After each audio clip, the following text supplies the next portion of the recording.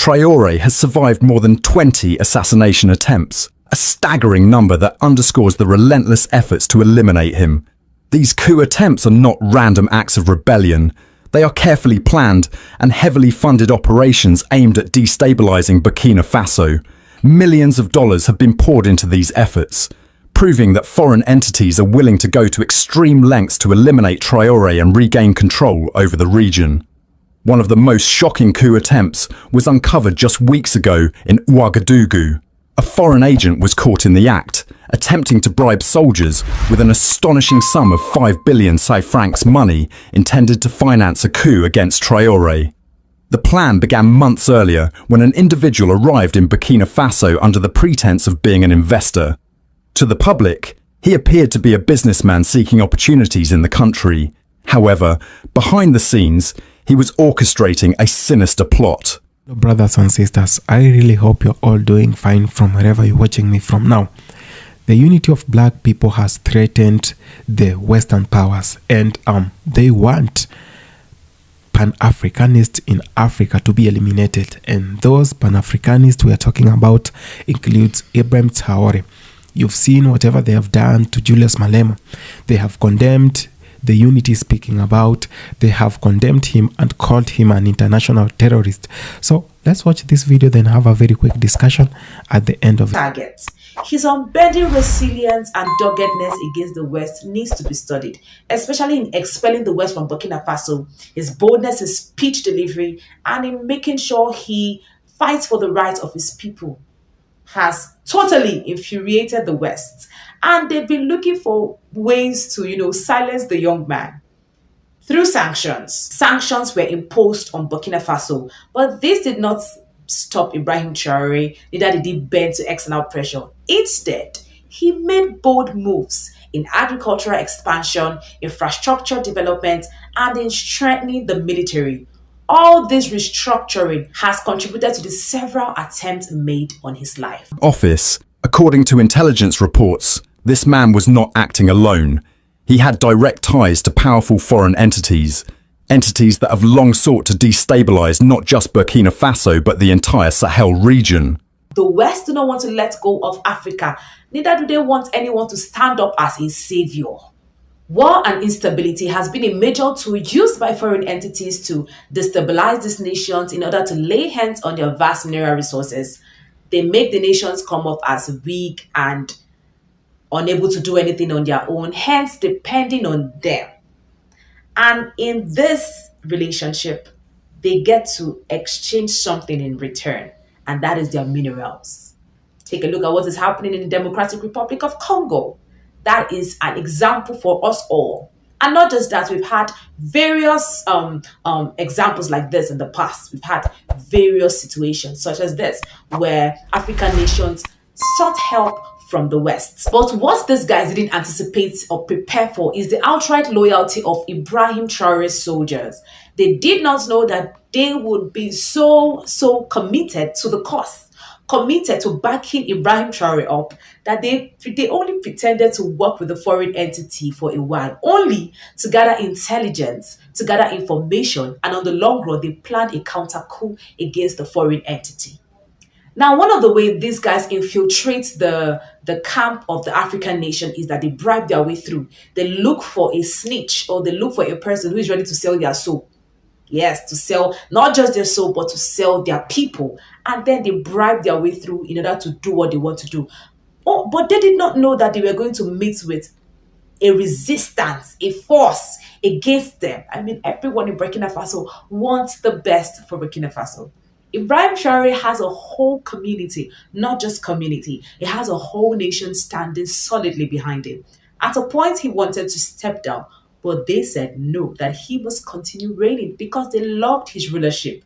I mean, who wouldn't love his rulership? And it's so obvious why these guys will continually look for ways to end the life of Ibrahim Traoré. And dare I say, they will not succeed. We are praying for his safety and we hope he will be kept. Yes, not just that. They want to continually have Africa by its neck. And anyone who stands up as a savior seems to be a threat. And that is why they want to end the life of this young man. And then assassination attempt on the life of Captain Ibrahim Traoré, who is the leader of Burkina Faso, has left the continent on edge. And while we celebrate his survival, I think the question looms large, which is, why is the West so intent on silencing this revolutionary leader? Now, since coming to power in 2022, Traoré has emerged as a beacon of hope, and not just for Burkina Faso itself, but also for all of Africa. I mean, he is part of a new wave of African leadership, which is actually actively rejecting the shackles of colonialism and defying Western control and actually reshaping the future for his people. And yet, right, it is precisely this bold defiance, that this commitment to Pan-Africanism, that has actually made him a target. Now, let's cut through the noise, right, and get straight to the point. I think that the West has every reason to want Ibrahim Traoré gone. For them, I think he's not just another African leader, but he is a direct threat to the centuries-old exploitation of African continent. And this is about much more than Burkina Faso. This is about the entire Sahel region, and indeed all of Africa, rejecting the dominance of foreign powers that have used all our resources to fuel their own prosperity while keeping us in a state of poverty and dependence. And for some in the West, right, seeing Traoré challenge France's influence in countries like Burkina Faso, Mali, and Niger is actually a nightmare, because that influence is crumbling and they will do anything to stop that collapse. I mean, now the big question we need to ask ourselves as Africans is this, right? How far will the West go to stop these revolutions from within? How much will they sacrifice, not just in terms of money or influence, but in terms of human life? And perhaps more dangerously, how much will they rely on internal traitors to help them to do their dirty work? Now, it's no secret, right, that there are forces within Africa itself who have long benefited from the status quo. And those who benefit from the Western power, whether in government, business, or military circles, these internal collaborators can be just as dangerous as the foreign powers, as I believe they hold the keys to the gates of power and have a vested interest in preserving the system that keeps them rich while the rest of us suffer. And I think that the question now is, how can leaders like Traoré identify and eliminate these internal collaborators who may be working with foreign forces to undermine their efforts? I mean, we know that the forces who benefit from Western influence in Africa are well-resourced, well-organized, and have long networks of influence across the continent. And let's not sugarcoat it, right? The West has always employed covert operation to maintain control. I mean, we saw it during the Cold War. We see it now again today.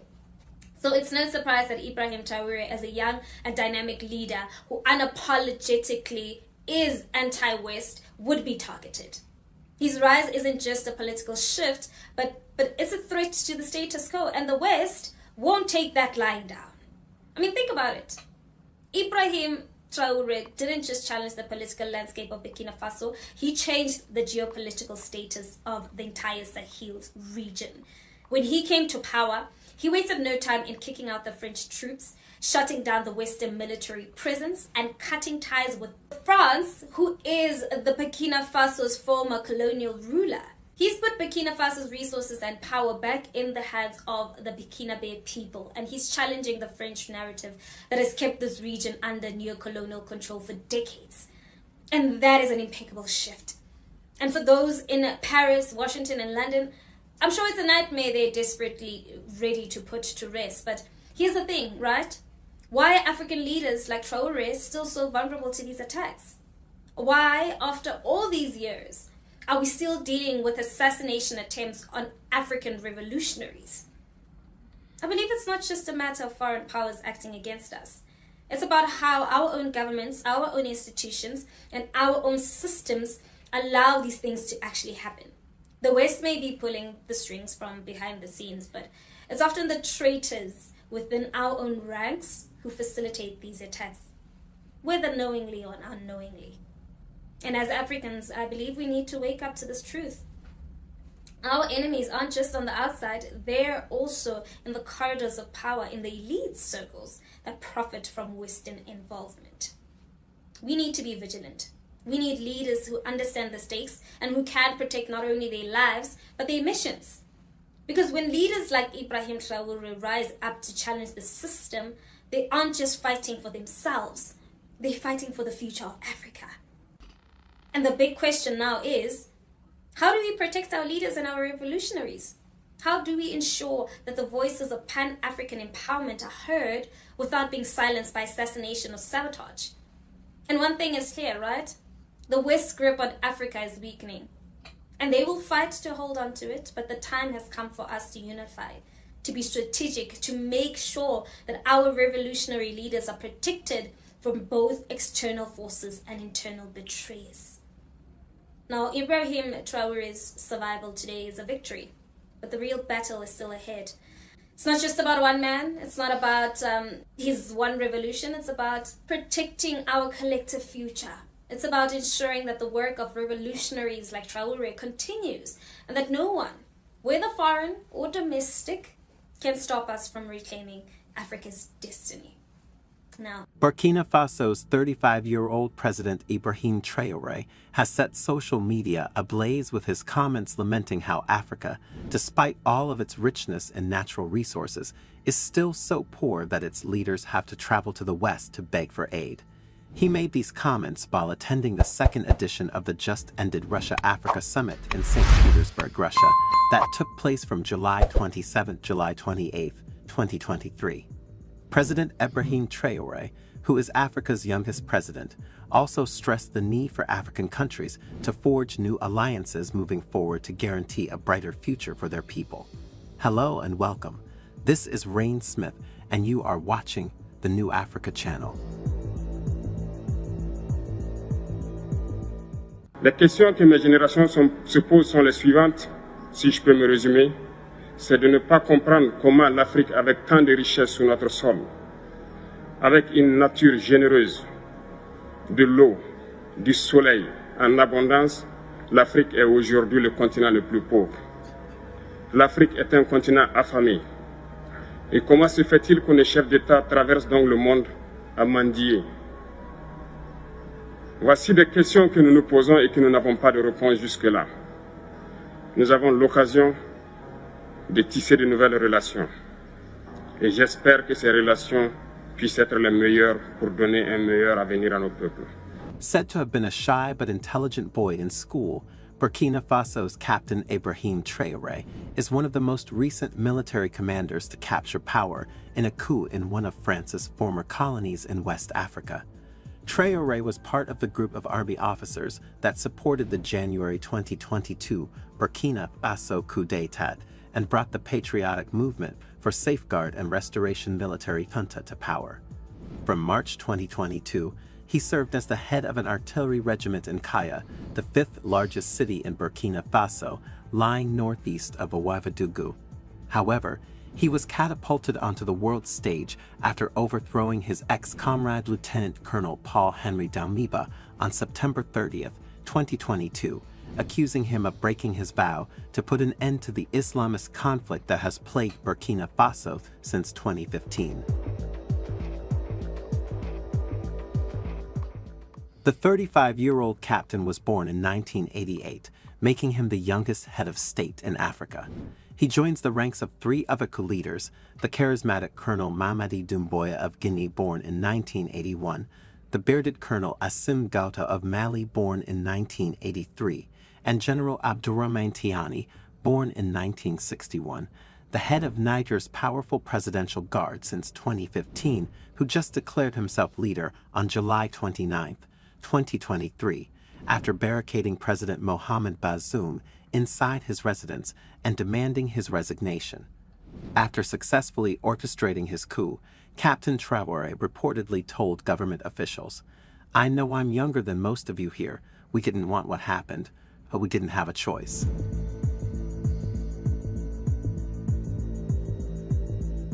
President Ibrahim Traoré's bold comments at the Russia-Africa Summit have resonated deeply with Africans and earned him an influx of admirers overnight. It is indeed perplexing that Africa, blessed with an abundance of natural resources, continues to grapple with poverty to the extent that it relies on foreign aid. This paradox can be attributed to a combination of historical factors, including colonial exploitation, unequal trade relationships, political instability, corruption, and mismanagement of resources. Additionally, the lack of diversified economies and sustainable development strategies has hindered the continent's ability to fully harness its wealth of resources for the benefit of its people. President Traoré also pointed out the irony of African leaders seeking aid from the West, despite overseeing countries with abundant resources. By voicing the frustrations and long-held questions of many Africans, Traoré has emerged as a symbol of hope for change and a catalyst for challenging the status quo in Africa's leadership and economic landscape. As a young leader, Traoré's advantage lies in his ability to connect with the aspirations of Africa's youth, who make up a significant portion of the continent's population. Many young Africans are eager to identify with fresh ideas and identities of leaders like themselves, who can bring about innovative approaches to governance and tackle long-standing challenges.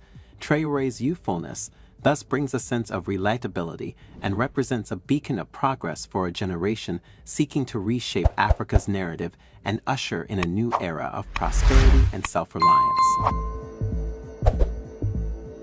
Do you agree with Captain Ibrahim Traoré's comments about the need for Africa's story to change through strategic alliances and good leadership? Military leader Ibrahim Traoré is reportedly facing a mutiny, which is linked to the June 11 attack by Al-Qaeda-affiliated insurgents that left over 100 Burkina Faso soldiers dead. A day after the attack, gunfire was heard close to the Burkina Faso presidency. A rocket shell also fell near the state-run RTB television's headquarters in the capital of Ouagadougou. Now, this led to the media and activists speculating about whether Traoré was safe and if the attack had triggered a wave of dissent within the army. Breaking his silence 10 days after the attack, Burkina Faso's military leader, Ibrahim Traoré, appeared on national television. In his address, he denied reports of a mutiny within the army. He dismissed media reports as fake news. Traoré said a rocket was launched into RTB's courtyard by mistake by those who were there to protect the TV channel's staff. Traoré did not address a claim of responsibility by an Al-Qaeda-affiliated group that said Burkina Faso had launched an operation after the attack. The June 11th attack on the Mansilla area was one of the deadliest that Burkina Faso's army suffered. Fighters from Al-Qaeda-affiliated JNIM group stormed a military post and killed 107 soldiers. The fighters had also captured a large amount of weapons and ammunition during the attack. Burkina Faso has been battling Islamist insurgents since 2015. About half of the country is outside government control. In 2022, Ibrahim Traoré took over power in the country, citing urgent security challenges, which he said his predecessors failed to tackle. He promised to end the Islamist insurgency. However, despite several counterterrorism operations launched by Traoré, the security situation in Burkina Faso continued to deteriorate. Ibrahim Traoré is now facing the same criticism that he once leveled against his predecessors. Speculation about internal tensions within the military have been brewing for quite some time now. Not just the people, but soldiers have also expressed frustration at the junta's failure to contain the security crisis after a series of high-profile attacks. After ousting French troops, junta governments in Burkina Faso, Mali and Niger have turned to Russia for bolstering security in their countries. Last week, planes carrying Russian military instructors and reinforcements were dispatched to Burkina Faso for Ibrahim Traoré's security. Earlier, the three West African military governments also vowed to coordinate to fight jihadists. Some Malian officials also reportedly were dispatched to Burkina Faso. Now, according to a Reuters report, a Russian-registered cargo plane made 7 trips to Burkina Faso's capital from Gao and Bamako in Mali between the 15th and the 18th of June. In his address, Burkina Faso's military leader, Ibrahim Traoré, also said that 6 Russian planes had flown from Mali's Gao carrying UN equipment following the conclusion of a mission there. Hello, brothers and sisters. Now, some people, it is true that they are threatened by the unity of black folks. Now, they are threatened by the unity of Africa as a continent. They are threatened by the unity of us, black folks around the world, coming together maybe to fight the oppression and to fight for our social rights, to fight for everything that has been taken away from us. Now, you can remember very well that all these countries, France, the US, all these European countries were once third world countries without having discovered Africa. Now, they are today the first world countries of this world dictating who should do what and where one should go for help and who you should associate with. Now, as a matter of fact, everything they have in their countries, I mean everything from the Industrial Revolution that took place 100 years back until to date, everything they own can be attributed from Africa and can be attributed to black folks around the world.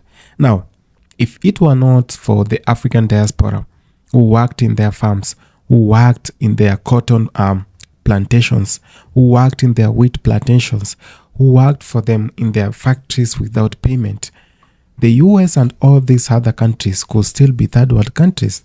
Now, the technology they have today can be attributed to Africa. Now, let me remind you one thing. You all are forgetting that Africa is the cradle of human beings.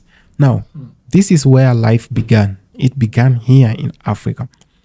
Everyone who exists today, even if you are to believe in the evolution theory, now you are at one point going to agree with me that life started in Africa.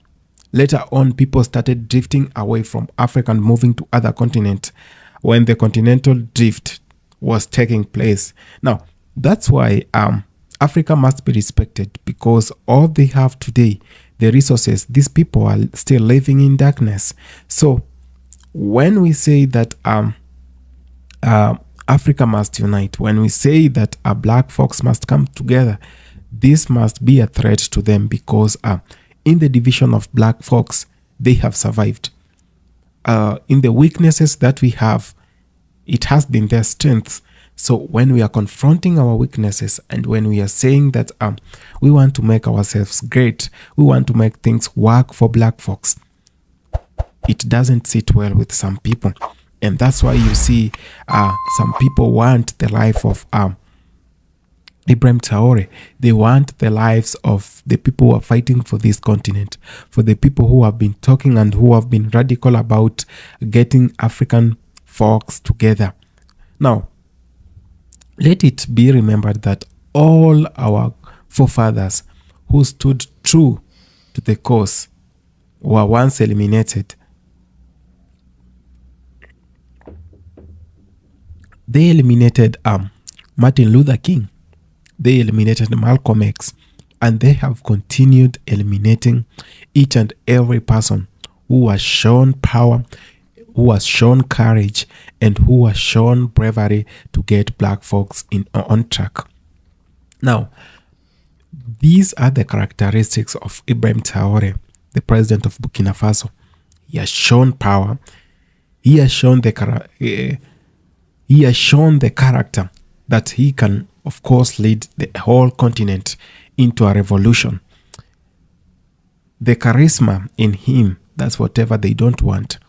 The bravery, the wisdom in this man, that's whatever makes them so upset with Ibrahim Traoré, to an extent where they want to eliminate him. I was reading an article and I saw just last year they tried eliminating this man 15 times. And since he rose to power, they have tried to eliminate him at least 27 times. You can see why they are so much obsessed with African continent being the same way it is. Now, it is by the chaos that happen in Africa that they exist. They have propelled narratives of democracy in Africa, of which democracy doesn't work in Africa, even in their own countries.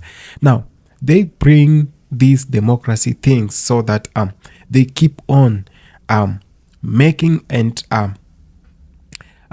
puppets to be the president.